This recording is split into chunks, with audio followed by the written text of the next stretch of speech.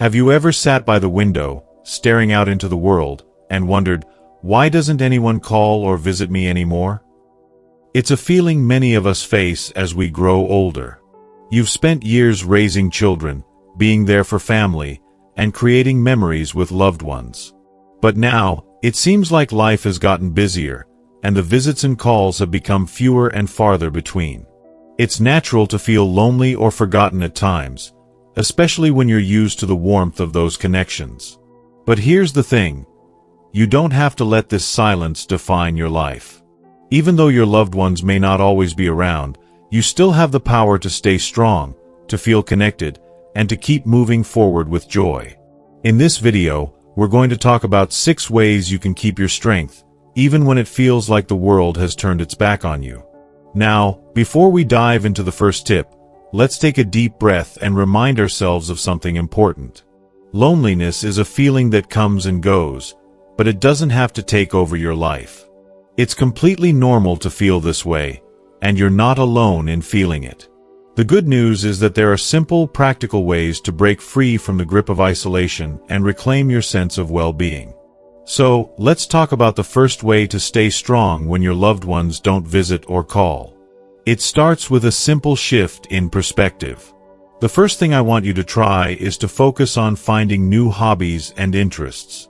You see, one of the easiest traps we can fall into when we feel abandoned is to sit and wait for the phone to ring, or for someone to knock on the door.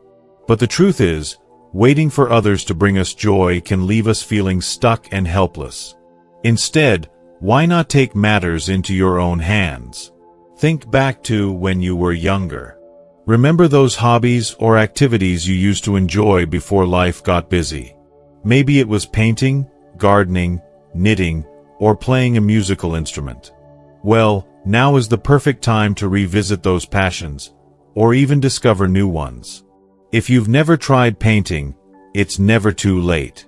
You might be surprised by how quickly you can pick it up and how much satisfaction you can get from creating something beautiful. Let me give you an example. A woman named Mary, in her 70s, found herself struggling with loneliness after her children moved away.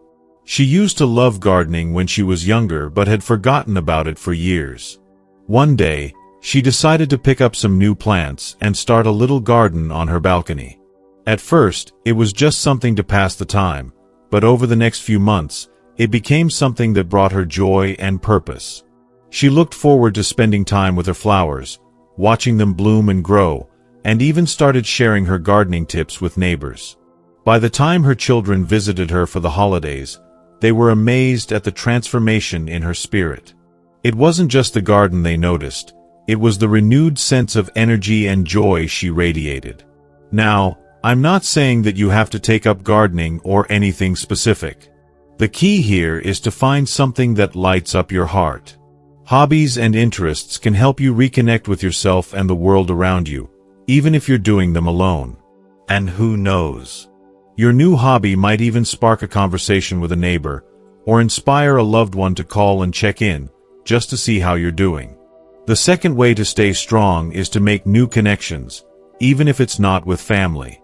Now, I know what you're probably thinking. I don't want to make new friends. I already have enough in my life. But hear me out. When you're feeling lonely, sometimes just connecting with others, whether they're new or not, can make a world of difference. You might find comfort in joining a local group, whether it's a book club, a fitness class, or even an online community. Many communities offer senior programs where you can meet others who understand what you're going through. It's not about replacing your loved ones. It's about broadening your circle and adding more moments of connection to your life. One woman I know, Judy, joined a weekly knitting circle at her local library. At first, she was hesitant, not sure how she'd fit in. But over time, she began to bond with the other members. They shared stories about their lives, and soon enough, Judy had a group of new friends who understood her need for social interaction. They didn't replace her family, but they became part of her support system. Making new connections doesn't mean you have to give up the old ones. It's about filling the gaps in your life with more meaningful moments. And sometimes, those new connections can be just as valuable as the ones we've had for years. So, now that we've talked about finding new hobbies and making new connections, let's talk about something that might seem a little counterintuitive, but it can be incredibly powerful. Embracing solitude as a time for self-reflection. I know, it might sound strange, especially if you're used to filling your time with company, but sometimes, the time alone can be the most valuable gift you can give yourself. When you're on your own, it's an opportunity to reflect on your life, your successes, your challenges, your dreams, and what you still want to accomplish. Maybe there's something you've always wanted to learn or try, but never had the time for. This could be the perfect moment to start. Taking time for yourself isn't about shutting out the world. It's about reconnecting with the most important person in your life, you. It's during these quiet moments that we often discover new strengths, passions, and insights about ourselves that we never knew were there. Now, let's pause for a moment. Before we move on to the next part, I want you to think about something. What's one thing you've always wanted to try or revisit, but never had the time for? Maybe it's something small, like learning a new recipe or practicing mindfulness. Maybe it's something bigger, like learning a new language or taking a class on something you've always been interested in.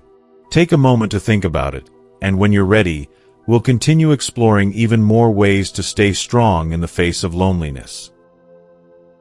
Now that we've talked about embracing hobbies, making new connections, and taking time for self-reflection, let's move on to some other powerful strategies that can help you stay strong when you're feeling disconnected. The next way to stay strong is to focus on your physical health. I know, sometimes it feels like the physical side of things can be the hardest to keep up with as we get older. But I want to remind you of something. Even the smallest efforts to stay active can have a big impact on your overall well-being. And it doesn't have to be anything intense or difficult. Just moving your body in a way that feels good for you can make a huge difference. Let me share an example from a man named Frank. Frank is in his early 70s, and like many people, he found himself feeling tired and sluggish over the years. He realized that when he stopped moving as much, he started to feel less motivated and more isolated. So one day, he decided to take small steps to get back into a routine. He started by taking daily walks around his neighborhood. Nothing too fast or too far, just enough to get his body moving. What Frank discovered was that those walks didn't just help him physically. They also had a huge impact on his mental and emotional health. He began to feel more energized, more positive, and more connected to the world around him. Plus, he found that after his walks, he felt much more capable of tackling other activities, like picking up his hobbies or engaging with his new friends. The key here is that physical activity doesn't have to be a burden. It doesn't have to mean hitting the gym or running marathons. It's simply about moving your body in a way that feels good and supports your overall health. Whether it's walking, stretching, gardening, or even dancing to your favorite music at home, every bit of movement counts. Now, while physical health is crucial, mental health is just as important. And here's where it gets interesting. One of the best ways to stay mentally strong when you're feeling isolated is to practice gratitude. This is a tool that's simple but incredibly effective, and it's something you can do every day. Gratitude helps shift your focus from what you don't have to what you do have. It can help you see the beauty in the small things that you might have overlooked before. And most importantly, it helps you feel more connected to the world, even if you're physically alone. Let's talk about how it works. Imagine you wake up in the morning, and you're feeling a little down. Maybe the weather isn't great, or maybe you're missing a call from a loved one. Instead of letting that negativity take over, you can start a small gratitude practice. Simply take a moment to reflect on what you're thankful for. It could be something as simple as the warmth of your bed, the smell of your morning coffee, or the kindness of a neighbor. It could also be bigger things, like your health or your ability to take care of yourself. One woman, Betty, shared how she started writing down 3 things she was grateful for every morning before her feet hit the floor.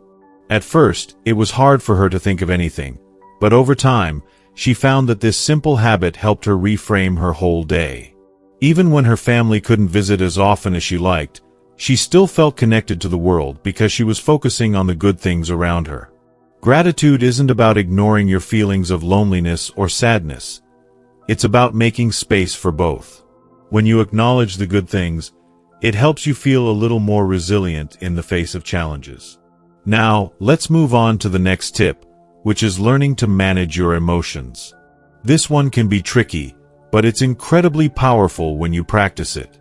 We all have moments when our emotions get the best of us, whether it's sadness, frustration, or loneliness. And it's easy to let those feelings spiral, especially when we're waiting for a phone call or a visit that might never come. But here's the good news. You can learn how to manage those emotions in a healthy way. It's not about pushing them away or pretending they don't exist. Instead, it's about acknowledging your feelings and then choosing how to respond. One thing that helps is to pause and ask yourself, what's really going on here? Are you feeling lonely because of the lack of visits and calls? Or is there something deeper, like fear of being forgotten or anxiety about the future? Once you pinpoint the source of your emotions, you can start to address them. For instance, if you're feeling anxious about the future, it might help to talk it out with someone, a friend, a therapist, or even a trusted neighbor. Or if you're feeling lonely, you could try reaching out to someone for a quick chat or even plan a small activity you enjoy. Sometimes, simply recognizing that it's okay to feel sad can help take away some of the power those emotions hold over you. Managing your emotions isn't about suppressing them. It's about learning to navigate them in a way that empowers you so that they don't control your life. And the more you practice, the easier it becomes to handle those moments of loneliness and frustration with grace. At this point, we've covered quite a bit. Finding new hobbies, focusing on physical and mental health, practicing gratitude, and managing your emotions. These strategies are all about helping you take control of your own well-being, even when others might not be around as much as you'd like. Next, let's talk about something that ties all these points together: building a sense of purpose. Having a purpose, no matter how small it may seem, can bring an incredible sense of fulfillment and direction to your life. It gives you a reason to get out of bed in the morning, even on the days when you feel like staying in. But we'll get into that in just a moment. For now, let's take a breather and reflect on what we've learned so far. We've discussed practical ways to stay strong when you're feeling isolated, and I hope you're starting to feel empowered and motivated to keep moving forward.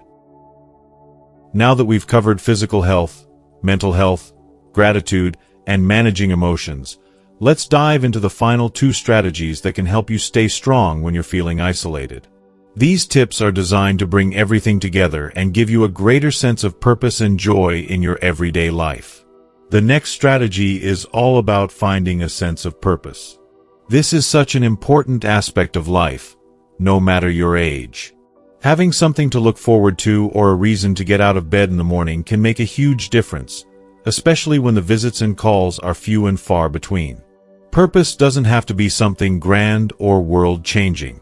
It can be as simple as having a daily routine that you enjoy, like making a cup of tea and reading the paper, or taking care of a pet, or volunteering. It could be a hobby you're passionate about, or even helping a neighbor with something they need. These small, purposeful activities can give you a sense of accomplishment and pride. Let me share a story about Harry. He's in his 80s, and after losing his spouse a few years ago, he felt like he didn't have much purpose. He missed the routine of having someone to care for and share his days with. One day, he decided to volunteer at a local senior center. It wasn't a huge commitment, just a couple of hours a week helping with activities and talking to other seniors. But over time, Harry found that it gave him something to look forward to. He felt needed, and his life had a new sense of meaning. You see, purpose doesn't have to be huge or complicated. It's about finding those little moments that give you a reason to smile and feel fulfilled. And as you nurture that sense of purpose, you'll notice that the feelings of loneliness start to fade, replaced by a deeper sense of connection and accomplishment. Finally, the last strategy we'll talk about is staying positive and practicing self-compassion. It can be easy to fall into negative thinking when you're feeling isolated. You might start thinking, why isn't anyone visiting me? Or maybe they don't care about me anymore. These thoughts are natural, but they're also harmful to your well-being. That's where self-compassion comes in. Self-compassion means treating yourself with kindness, especially when you're feeling down. It's about recognizing that it's okay to feel lonely and that you deserve love, kindness, and care, even from yourself. One of the most powerful ways to practice self-compassion is through positive self-talk. Instead of criticizing yourself for feeling lonely, remind yourself that you're doing the best you can, and that your worth is not determined by the number of visits or calls you receive. Speak to yourself the way you would speak to a dear friend who's going through a tough time, with kindness, encouragement, and understanding. Think about it this way. If you were to give a loved one advice during a time of loneliness, you'd probably tell them, it's okay to feel this way. You're doing great, and things will get better. So why not say that to yourself too? It's easy to be hard on ourselves, but when we practice self-compassion, we create space for healing and growth. Now, as we bring this all together, I want you to remember something important. You are not defined by the visits or calls you receive. You are a whole person with your own strength, your own stories, and your own ability to create joy and connection, even in times of solitude. Every one of these strategies, whether it's finding new hobbies, staying active, practicing gratitude, managing your emotions, building a sense of purpose, or showing yourself compassion, is a tool that empowers you to reclaim your happiness and sense of strength. It's not about waiting for the world to change. It's about taking small steps to create a life that brings you joy, no matter what others are doing. Remember, it's okay to feel lonely at times, but it doesn't have to last forever. The more you focus on the things that bring you joy, peace, and connection, the easier it will be to keep your strength, even when your loved ones are busy with their own lives. I want to encourage you to take one step today, whether it's reaching out to someone, starting a new hobby, or simply telling yourself something kind. Small actions can lead to big changes. And no matter where you are in life, it's never too late to begin. If any of this resonated with you, I'd love to hear your thoughts. Share your experiences in the comments below. How do you stay strong when you feel alone? What's one thing you're going to try this week to feel more connected? If you found this video helpful, don't forget to like it and subscribe to the channel for more videos that can help you live your best life, no matter your age. Here's to living a strong, connected, and fulfilling life at every stage. You've got this.